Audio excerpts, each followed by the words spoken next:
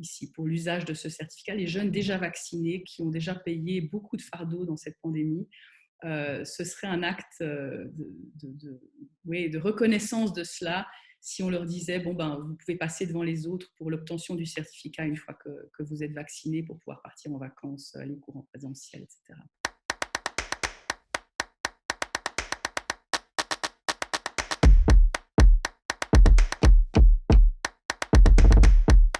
On ne pourra pas tous y avoir accès le premier jour. Et donc, suivant la manière dont il est distribué, certains l'auront avant d'autres, ce ne sera peut-être pas entièrement un hasard.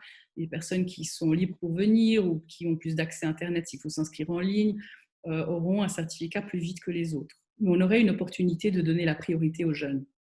Ici, pour l'usage de ce certificat, les jeunes déjà vaccinés qui ont déjà payé beaucoup de fardeaux dans cette pandémie, ce serait un acte de reconnaissance de cela si on leur disait bon ben vous pouvez passer devant les autres pour l'obtention du certificat une fois que vous êtes vacciné pour pouvoir partir en vacances, les cours en présentiel, etc.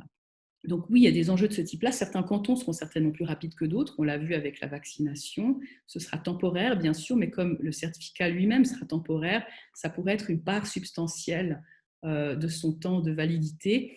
Et qui plus est, maintenant, on est à la veille des vacances, donc ça fera une différence importante si on arrive à avoir, avant le moment prévu du départ, un certificat ou non.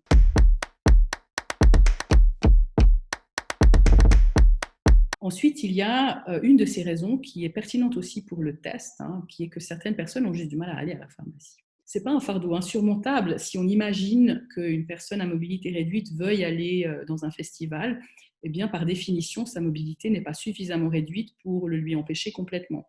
Et donc, ça lui est aussi possible d'aller à la pharmacie. Mais le fardeau des déplacements est plus important pour cette personne et l'accumulation de ces fardeaux peut devenir quelque chose qui peut devenir insurmontable.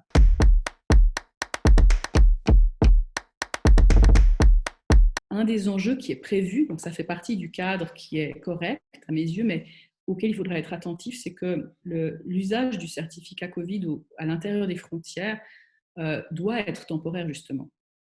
Alors, il est prévu comme tel, la base légale qui le rend possible arrive explicitement avec une date d'échéance, suite duquel la base légale disparaît, tout simplement.